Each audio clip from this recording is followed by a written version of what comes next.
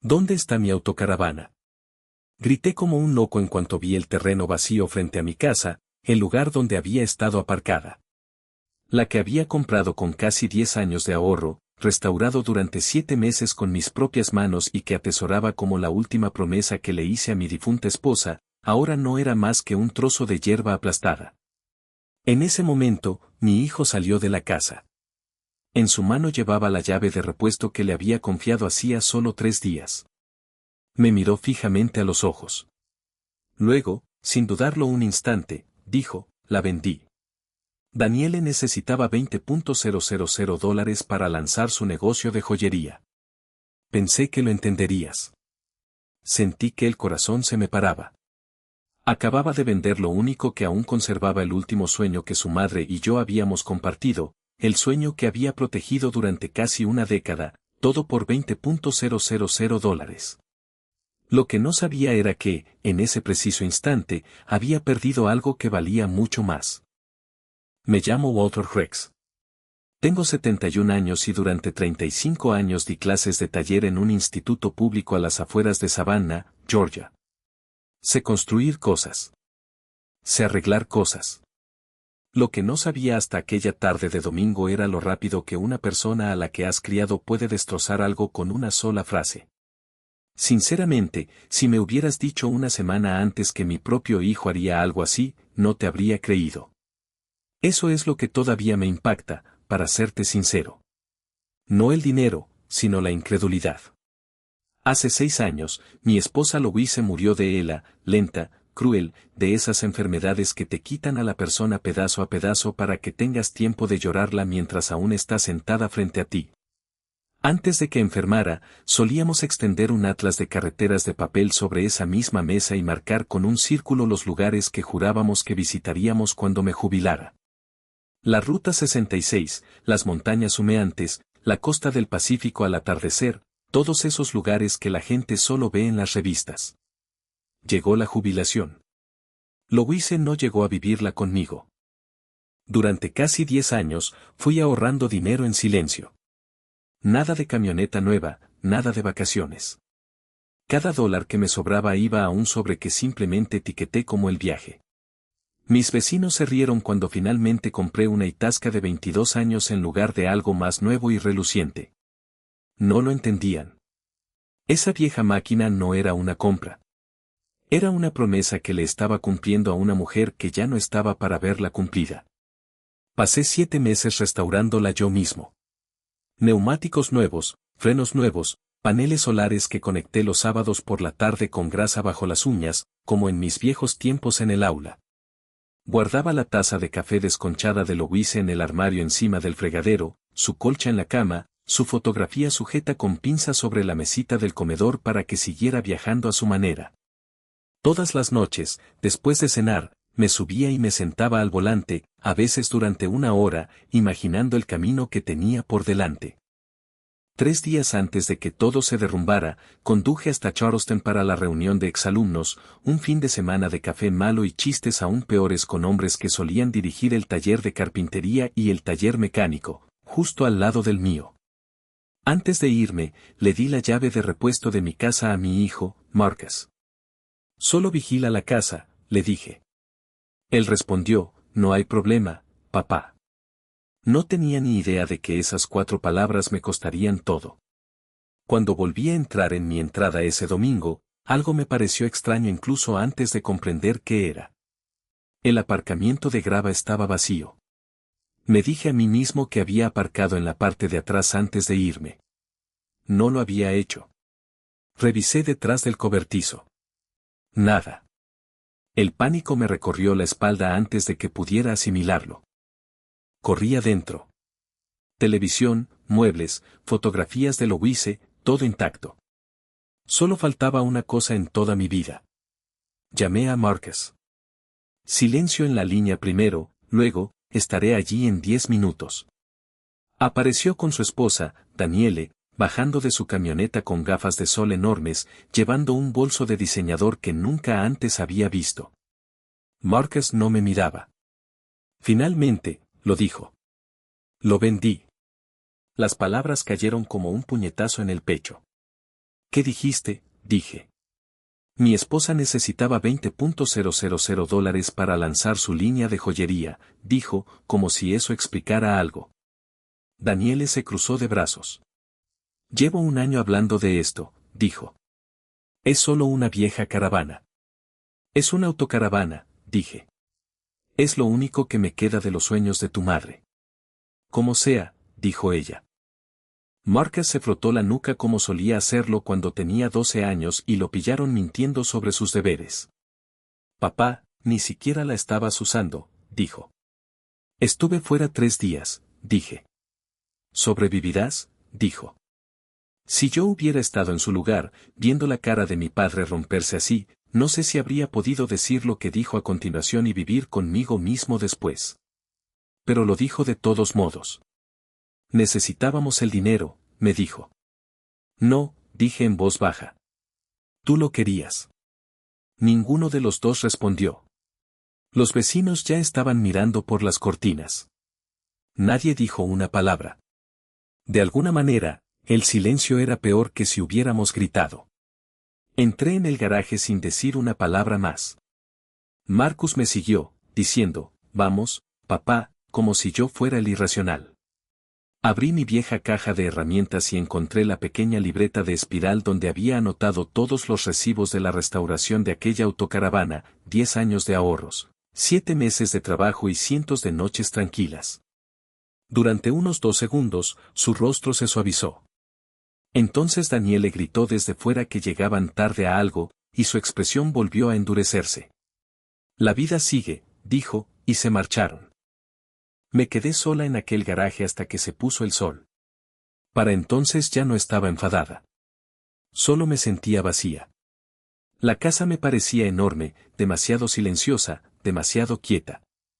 La fotografía de Louise seguía sonriendo sobre mi banco de trabajo, como si aún no lo supiera. Por fin la compré, le susurré a su foto, y ahora se ha ido. Eso dolió más de lo que esperaba. No el dinero, sino el hecho de que alguien a quien yo crié creyera que mi sueño era suyo para venderlo sin siquiera preguntar. Si alguna vez te has encontrado en una habitación donde la persona que se suponía que debía protegerte te mira fijamente, ya sabes exactamente lo que se siente en ese silencio.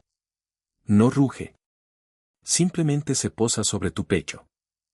Alrededor de las 7 de la tarde, llamé a mi agente de seguros, esperando una solución rápida.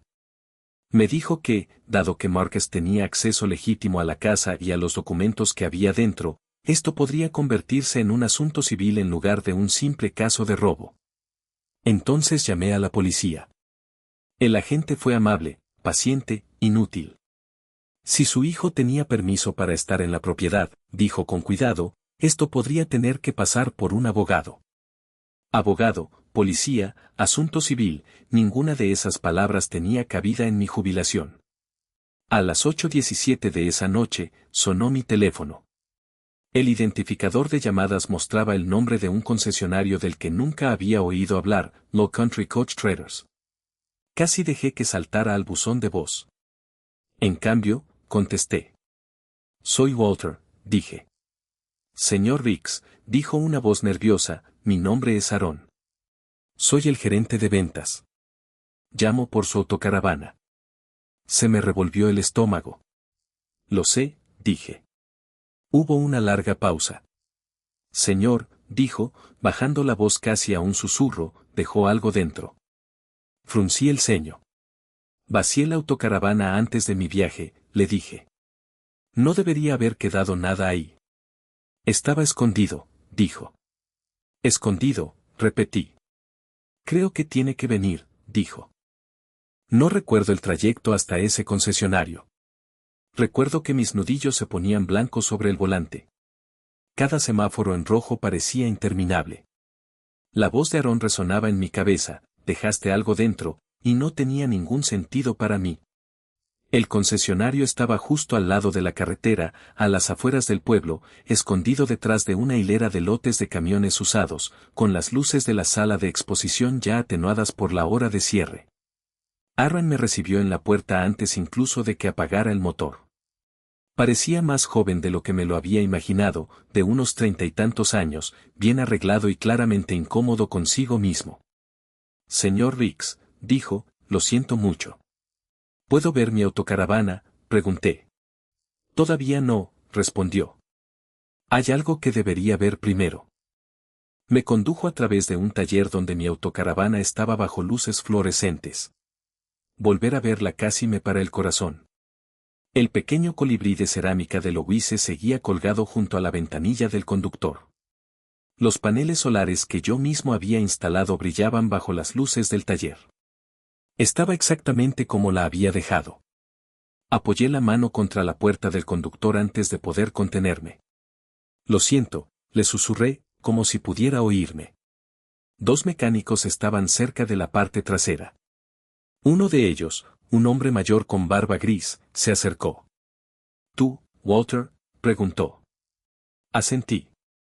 Hiciste un trabajo magnífico restaurando esta vieja joya, dijo. Sonreí débilmente y le di las gracias. Casi se nos escapa, dijo. ¿Se nos escapa qué?, pregunté. El compartimento, dijo. Entra. Entramos juntos en la autocaravana. El mecánico mayor se arrodilló junto al comedor y levantó el cojín del asiento, luego hizo palanca en un panel de madera que jamás había notado en los 7 meses que llevé restaurando el vehículo poco a poco. Debajo había una estrecha caja de acero. Tengo esto desde hace 6 años, dije. No tenía ni idea de que estuviera ahí. Aaron la abrió con una pequeña llave que descansaba a su lado. Tuvimos que taladrar la cerradura original para abrirla, dijo, y levantó la tapa con cuidado. Por un momento, ninguno de nosotros dijo nada. Lo primero que reconocí fue la letra de mi esposa, no porque me hubiera dicho que había escondido algo, sino porque tenía en la mano un sobre con mi nombre escrito en el anverso. Walter. Se me paró el corazón. Metí la mano con las manos temblorosas. Un cuaderno de cuero, un atlas de carreteras descolorido, con las esquinas desgastadas, un puñado de fotografías en blanco y negro, y debajo de todo, un sobre grueso sellado con una mancha de cera azul, y en el anverso, con la letra cuidada de Louise, 7 palabras, para nuestro viaje. Cuando estés lista. Me quedé sin aliento. Aaron y el mecánico salieron en silencio y me dejaron sola. El único sonido que quedaba era el leve tic-tac del motor que se enfriaba a mi alrededor. Primero abrí el diario. Página tras página escritas a mano por ella, ideas para el viaje, restaurantes, pueblos pequeños, parques nacionales. Junto a casi cada destino, había escrito pequeñas notas para sí misma, o tal vez para mí. La mejor tarta de todo el estado está aquí mismo. A Walt le encantaría este viejo faro. Mira el amanecer desde este lugar. No dejes que se lo lleve con prisas. A la mitad, tuve que parar de leer. Las palabras se me emborronaban. Louise había planeado todo este viaje años antes de su diagnóstico, y nunca había dejado de creer que lo lograríamos. Yo tampoco. Simplemente no sabía que había dejado una prueba de ello, escondida debajo de mi mesa de cocina con ruedas. Si alguna vez has encontrado algo que una persona a la que querías te dejó, algo que nunca llegó a darte personalmente, ya sabes que no hay forma de prepararse para eso. Llega justo cuando quiere, estés preparado o no. Un suave golpe provino de la puerta. Aaron estaba allí. Disculpen la interrupción, dijo. Me sequé las lágrimas y le pregunté cómo habían encontrado el compartimento. Nuestro técnico de inspección notó que el piso sonaba hueco, dijo.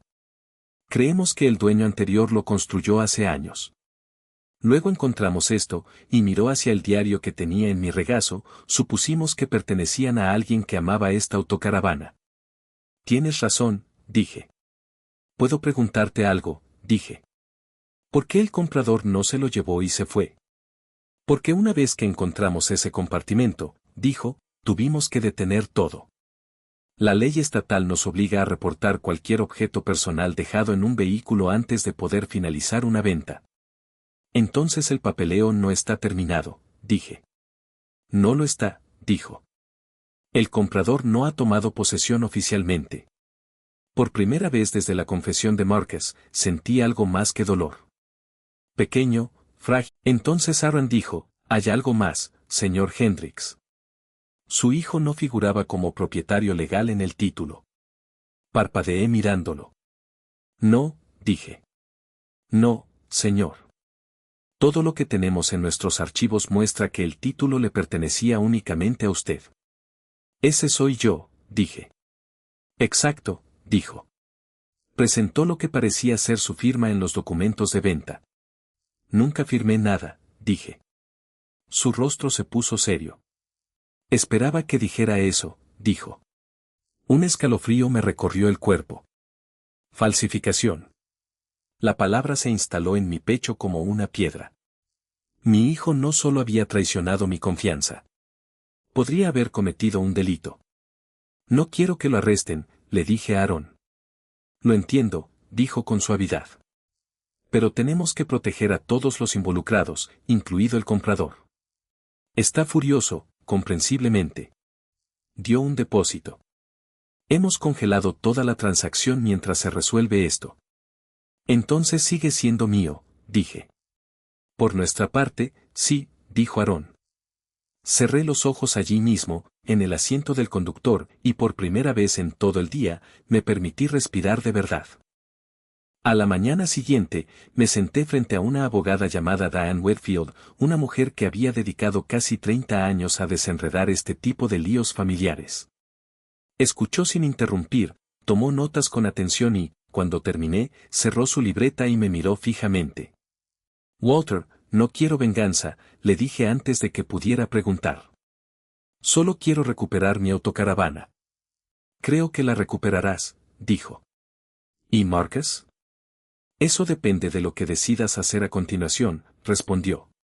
No entiendo, le dije. Tienes todo el derecho legal a llevar esto como un asunto penal, dijo. Bajé la mirada al suelo. Sigue siendo mi hijo, dije. No discutió conmigo. Solo hizo una pregunta. ¿Qué querría Louise? Ya sabía la respuesta antes de que terminara de preguntar. Querría que se rindieran cuentas, no la destrucción. Diane sonrió levemente, como si hubiera esperado exactamente esa respuesta. Entonces, primero recuperemos su propiedad, dijo, y después, le daremos a su hijo una oportunidad real de decir la verdad antes de que la ley lo haga por él. Mientras caminaba hacia mi camioneta después, sonó mi teléfono. Era Marcus. Observé su nombre parpadear en la pantalla durante un largo instante antes de contestar. Papá, dijo, con la voz temblorosa, creo que tenemos un problema. Me quedé en el estacionamiento, observando a dos ardillas persiguiéndose alrededor de un viejo roble, y me sorprendió lo extraño que es que el mundo siga girando incluso cuando el tuyo parece haberse detenido en seco. ¿Qué clase de problema?, pregunté, con la mayor calma posible. Llamó el concesionario, dijo. Dicen que la venta está en suspenso. Me lo imagino, le dije. Dicen que no me permitieron venderlo, dijo. Tienen razón, dije. El silencio se prolongó en la línea. Por primera vez desde que lo había confesado, mi hijo sonaba realmente inseguro. Papá, ¿podemos hablar?, preguntó. Hoy no, dije, y colgué antes de que pudiera ofrecerme una excusa que aún no estaba preparado para escuchar. No porque lo odiara, sino porque no estaba preparada. Durante los días siguientes, los vecinos empezaron a dejarme guisos en el porche, como hacen por aquí cuando presienten que algo ha pasado, pero nadie dijo qué. Mi vecino de al lado, Pete, vino una tarde con 2 cañas de pescar bajo el brazo. ¿Estás ocupado?, preguntó. Supongo que no, le dije. Vamos a pescar absolutamente nada, dijo, y por primera vez en una semana, me reí de verdad. 2 horas después, estábamos sentados a la orilla de un río tranquilo y marrón, viendo pasar los barcos, y Pete finalmente habló. Mi hija me robó una vez, dijo. Lo miré sorprendido. La mayoría de la gente no lo sabe, dijo. Pasé 10 años intentando castigarla por ello. No funcionó. Le pregunté que si funcionó. Dejé de intentar ganar, dijo. Tuvo que perder por sí sola. Aquello se me quedó grabado mucho tiempo después de que recogiéramos nuestras cosas. Mientras tanto, Marcus seguía llamando, a veces 2 veces al día. Casi siempre dejaba que sonara. Diane me dijo que el comprador había contratado un abogado y quería que le devolvieran todo su depósito, que el concesionario estaba de acuerdo en que se lo debía, y que Marcus ya se había gastado el dinero y no tenía forma de devolverlo. El viernes, mi sobrina Calle llamó. Dudó un momento antes de decirme que había visto a Daniele en un spa del centro mostrando fotos de la autocaravana en la sala de espera, diciéndoles a todos, y la cito textualmente, que a veces las personas mayores no saben qué es lo mejor para su propio dinero. Reflexioné sobre eso un momento, no exactamente enfadada, comprendiendo quizás por primera vez que en realidad nunca se había tratado de ningún negocio. Esa tarde, Marcus apareció en mi puerta con un aspecto envejecido, como si hubiera envejecido 5 años en una semana, ojeras, camisa arrugada y sin afeitar. Sé que no quieres verme, dijo. No le respondí. Solo le pregunté qué necesitaba. Quieren que les devuelva el dinero, dijo. Lo sé, le dije. No puedo pagarles, dijo. Ya le di la mayor parte a Daniele. ¿Cuánto? Pregunté. 18.000, dijo. El resto lo pagué con tarjetas de crédito. ¿Y el lanzamiento de la joyería? Pregunté. Todavía no va a suceder, admitió. Lo miré fijamente durante un buen rato. Tengo una pregunta, dije. Asintió con entusiasmo, como si una pregunta fuera algo que pudiera soportar. ¿Cuándo vendiste la autocaravana? Dije, ¿se te ocurrió llamarme primero? Abrió la boca, luego la cerró. Finalmente, susurró, no. Esa respuesta dolió más que todo lo demás junto. No porque lo hubiera admitido, sino porque me había dicho la verdad. No sé qué me pasó, dijo en voz baja. Yo sí, le dije. Dejaste de verme como tu padre. Empezaste a verme como un obstáculo. Se le llenaron los ojos de lágrimas. Nunca quise, empezó. Te creo, le dije. Nunca quisiste que llegara a este extremo, pero sí quisiste vender mi sueño. Después de eso, ya no tenía nada más que decir. El lunes por la mañana, Diane me llamó antes de que terminara mi café. Buenas noticias, dijo. La revisión interna del concesionario ha terminado y han anulado oficialmente la venta. Mi autocaravana sigue siendo mía, dije. Así es, dijo ella. Pero hay una cosa más. El comprador quiere conocerte. ¿Por qué? Pregunté. No quiso decirlo exactamente, dijo. Solo que después de escuchar toda la historia, hay algo que quiere que escuches en persona. A las 2 de la tarde, me senté frente a un hombre de mi edad, con el pelo canoso, botas de trabajo y una gorra descolorida de la infantería de marina. Se llamaba Thomas Reas. Se puso de pie en cuanto entré. Te debo una disculpa, dijo antes incluso de que me sentara. ¿Por qué? Pregunté. Casi compro tu autocaravana, dijo. Le dije que no sabía nada mejor. Llevo meses buscando una autocaravana de clase C usada, dijo. Cuando tu hijo la trajo, me enamoré de ella. Quienquiera que la haya restaurado se preocupó por ella, dijo. Ese fui yo, le respondí. Cuando el concesionario llamó para explicarme todo, dijo, no me enfadé. Me decepcioné. No porque perdiera la autocaravana, aclaró. Sino porque me di cuenta de que alguien le había robado el último sueño a otro anciano. Esas palabras me impactaron más de lo que esperaba. Un desconocido comprendió algo que mi propio hijo no había entendido. Thomas deslizó una pequeña fotografía sobre la mesa. Creo que es tuya, dijo. Era Louise, de pie junto a la autocaravana poco después de que la comprara, riendo, con el pelo ondeando al viento y un mapa doblado en la mano. Durante semanas me pregunté dónde habría ido a parar esa foto. Mi esposa falleció hace 5 años, dijo Thomas en voz baja. De cáncer. Le dije que lo sentía. Yo también, dijo. Íbamos a ir juntos a Alaska en coche. Louise y yo habíamos dicho casi lo mismo sobre nuestro propio viaje una vez. Resulta que el duelo reconoce a los suyos. Me estrechó la mano antes de irse. Espero que termines tu viaje, dijo. Esa noche, por fin me senté con el sobresellado de Louise. Lo había llevado conmigo durante 2 días, con miedo de abrirlo, con miedo de que fuera como decir adiós otra vez. Rompí el sello de cera con el pulgar. Mi querido Walt, comenzaba. Si estás leyendo esto, entonces han pasado 2 cosas. O por fin nos hemos jubilado y me estás tomando el pelo por haber empacado demasiados suéteres, o ya no estoy sentada a tu lado. Reí entre lágrimas. Era exactamente ella. Siempre empacaba demasiados suéteres. No te quedes en esa casa para siempre, había escrito. Te conozco. Te dirás a ti mismo que me honras quedándote donde construimos nuestra vida. Pero los recuerdos no viven en las paredes. Viajan con la gente que sigue amando. Dejé de leer un minuto. 6 años y apenas había salido del condado. No porque no pudiera, sino porque no había querido dejar los lugares que aún la guardaban. Haz el viaje, había escrito. Observa el amanecer en algún lugar donde nunca hayas estado. Come un pastel malo en una gasolinera. Detente en cada monumento histórico, incluso en los aburridos. Habla con desconocidos. Se convertirán en historias más adelante. Entonces llegué al párrafo que lo cambió todo en mí. Si alguien te lastima después de que me vaya, prométeme algo. No dejes que la amargura se convierta en el último regalo que te dejen en el corazón. Exige responsabilidades. Protégete. Pero no dejes que la ira se apodere de ti. Perdonar no es fingir que no pasó nada. Es negarse a que la peor decisión de otra persona defina tu futuro. Leí esa frase 4 veces. Cada vez sonaba más cierta que la anterior.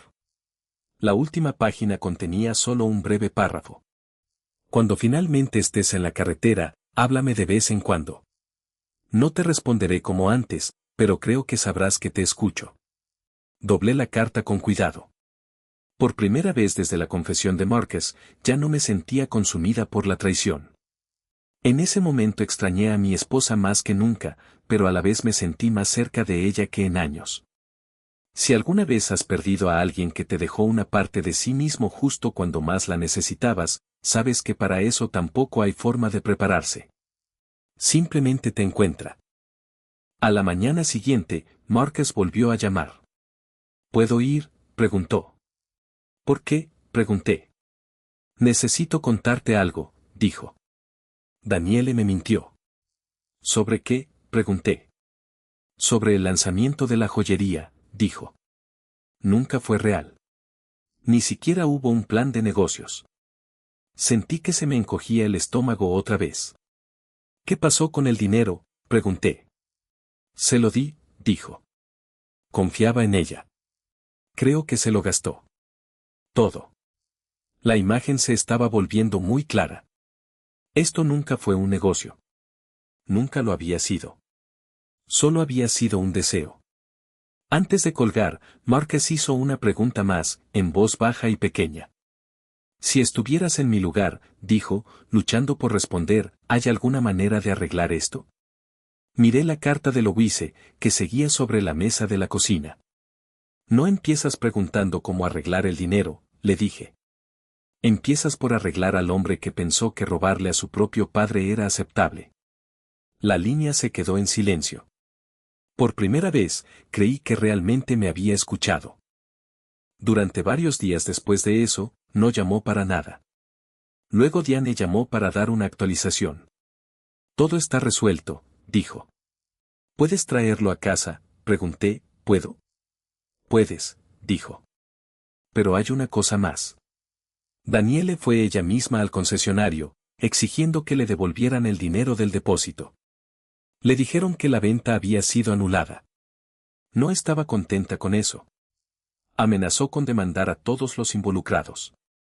Hay gente que nunca deja de cavar, incluso después de que ya se han caído en el hoyo, dije. Esa tarde, conduje yo mismo hasta el concesionario. El personal de servicio me saludó como a un viejo amigo.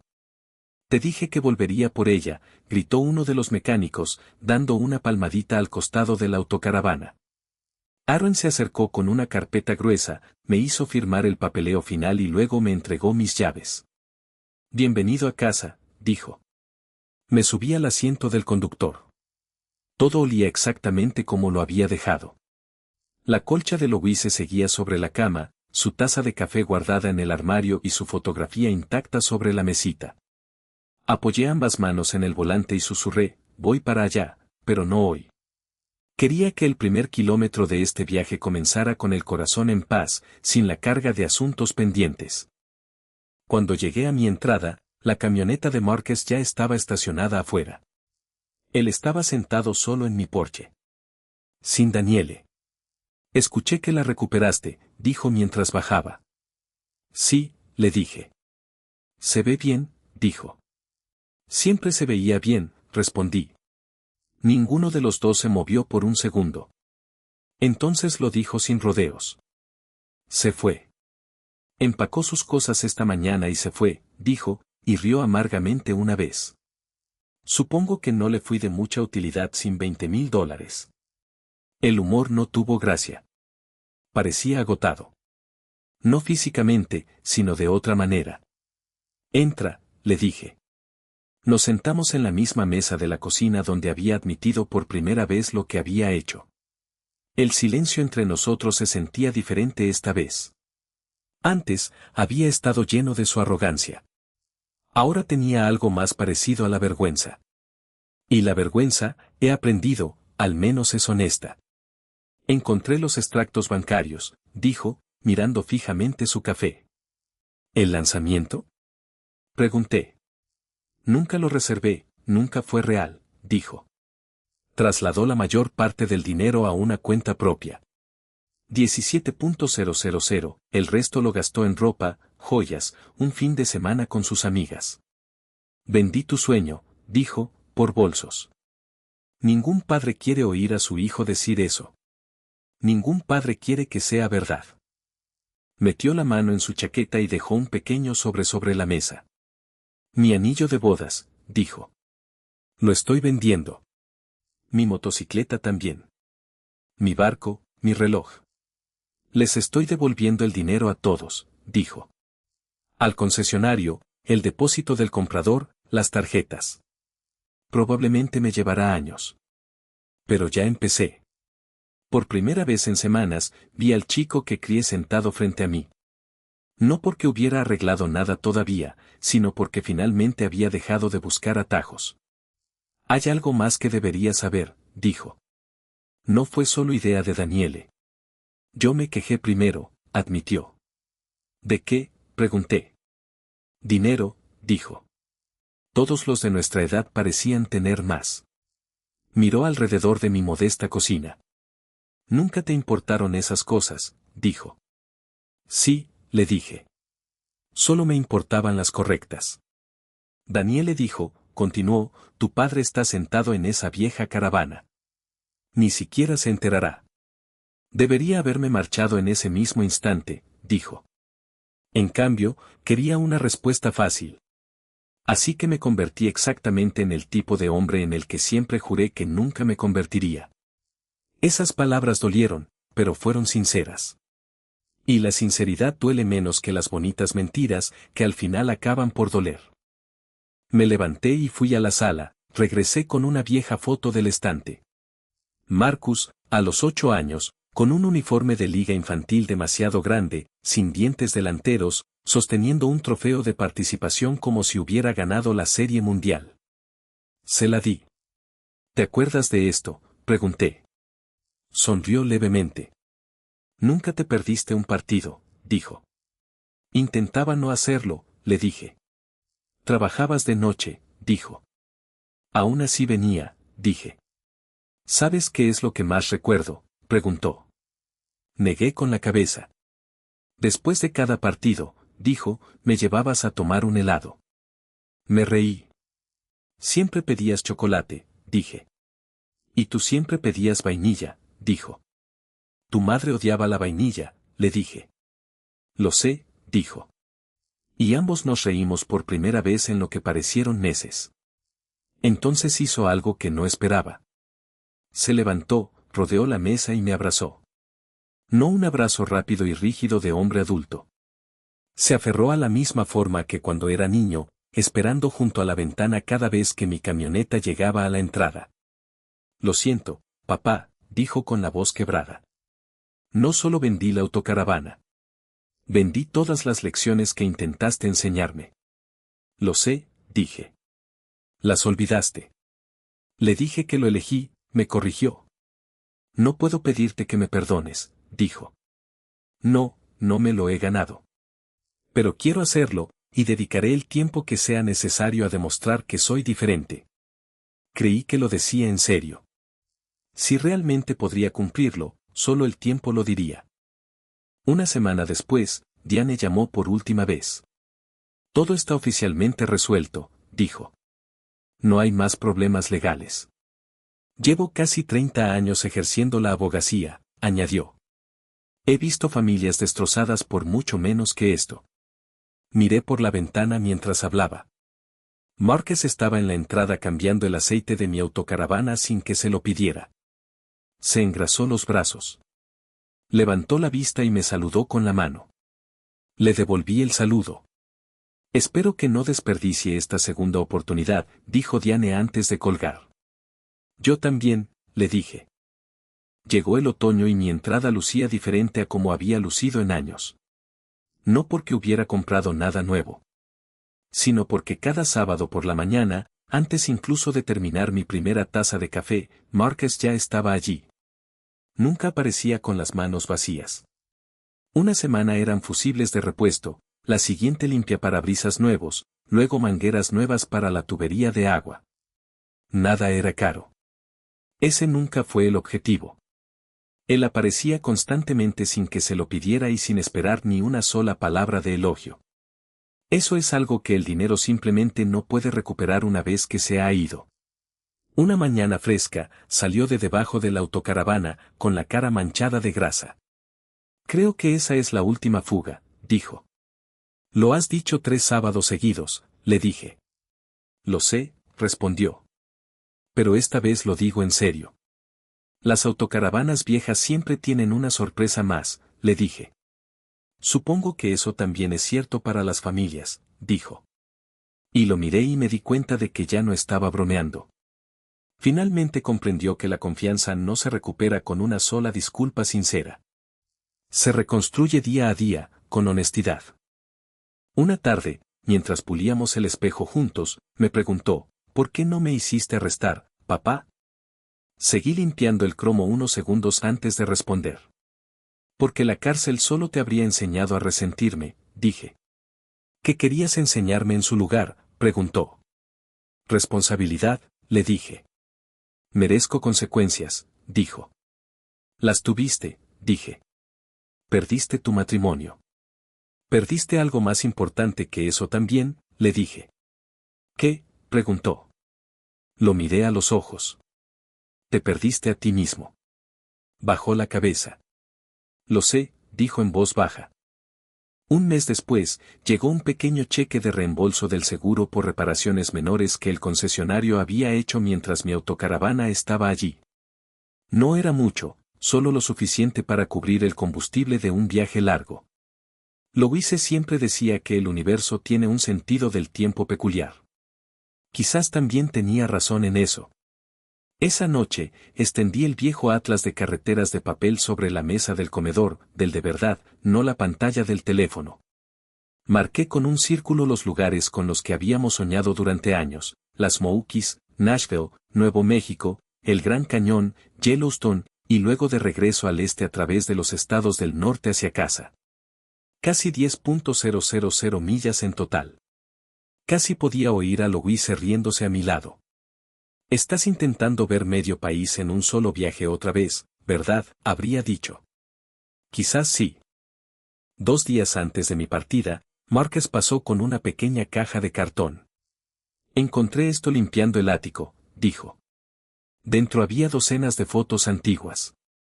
Louise enseñándole a andar en bicicleta. Nuestro primer viaje de campamento a las montañas. Mañanas de Navidad, cumpleaños, partidos de béisbol infantil.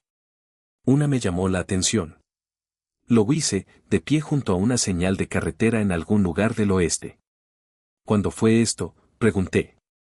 Tenía 6 años, dijo Marcus. Alquilamos una autocaravana por un fin de semana. ¿Te acuerdas? Casi lo había olvidado. Louise no. En el reverso, había escrito de su puño y letra, algún día recorreremos todo el país juntos. Guardé esa foto en su diario, justo donde debía estar. La mañana en que finalmente me fui, los vecinos se reunieron afuera para despedirme. Pete apareció con 2 tazas de café de viaje. Pensé que las necesitarías, dijo. Probablemente sí, le dije. Tómate tu tiempo, dijo, y le dije que pensaba hacerlo. Diane pasó de camino al trabajo, sonriendo a la autocaravana. Finalmente lo lograste, dijo. Gracias a un buen abogado, le dije. No, dijo, negando con la cabeza, gracias a un padre paciente. Antes de que pudiera responder, otra camioneta se detuvo. Marcus bajó con aspecto nervioso y se acercó lentamente. Quería preguntarte algo, dijo. Ya sabía que era antes de que lo dijera. ¿Estaría bien, preguntó, si te acompañara parte del viaje? Miré hacia el asiento del pasajero vacío, el que debería haber tenido a Louise.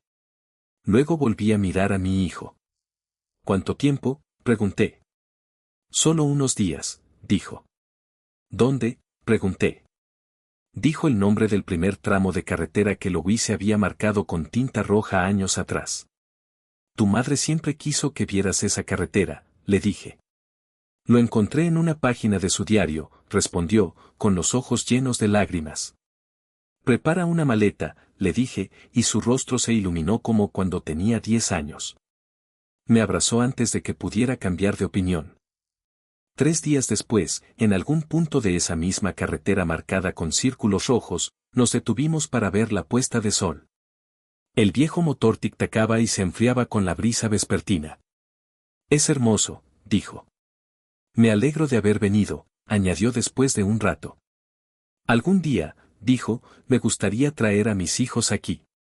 Cuando llegue ese día, le dije, apoyando una mano en su hombro, enséñales una cosa. ¿Qué es?, preguntó. Los sueños no se miden por lo que cuestan, dije. Se miden por lo que valen. Y nunca dejes que el dinero te convenza de que el sueño de otra persona es tuyo para vender. No lo haré, dijo. Te creo, le dije, y por primera vez en mucho tiempo, lo decía en serio. Mientras el sol se ocultaba tras la línea de los árboles, miré hacia ese inmenso cielo abierto y comprendí algo que Louise había estado tratando de decirme durante años sin decirlo directamente. Los recuerdos no viven dentro de las paredes. Viajan con las personas que te siguen queriendo. Y a veces, el camino más largo a casa solo se abre cuando has aprendido a perdonar. Aquí está el punto al que siempre vuelvo, y quiero ser honesto contigo al respecto. El error que comete la mayoría de la gente al ver una historia como esta es pensar que la lección trata sobre la autocaravana, el dinero o incluso sobre Marcus. No es así. La lección es que la confianza se construye con años y se pierde en solo unos segundos de descuido. Y las personas que más amamos son precisamente las que pueden hacernos sufrir más, precisamente porque bajamos la guardia con ellas. Así que aquí hay algo pequeño que puedes hacer hoy mismo. Si algo de esto te ha impactado, llama a la persona con la que has estado evitando una conversación difícil, no para acusarla, sino para hacerle una pregunta honesta y, esta vez, espera la respuesta. Y aquí hay algo en lo que puedes reflexionar un poco más. ¿Hay alguien en tu vida a quien has estado castigando en silencio en lugar de dejar que pierda algo por sí mismo, como debe ser? Me gustaría saber qué opinas de las decisiones de Marcus en esta historia. Así que deja un 1, un 2 o un 3 en los comentarios ahora mismo. 1, si crees que merecía perderlo todo y más. 2, si crees que lo que le pasó ya fue suficiente castigo. 3, si aún estás en un punto intermedio, como yo lo estuve durante mucho tiempo. Y dime desde dónde estás viendo esto y qué hora es allí. Siempre me encanta ver hasta dónde llegan estas historias. Y si alguna parte de esto te recordó algo que hayas vivido, ya sea que hayas sido la víctima o quien haya causado daño, también me gustaría escuchar esa historia, si estás dispuesto a compartirla. Si historias como esta significan algo para ti, considera quedarte un rato más conmigo, porque aún hay muchos caminos como este por recorrer. Esta es una historia ficticia inspirada en experiencias emocionales reales, completamente reescrita y reinventada en Savannah, Georgia, para crear contenido original. Cualquier parecido con personas o eventos reales es pura coincidencia.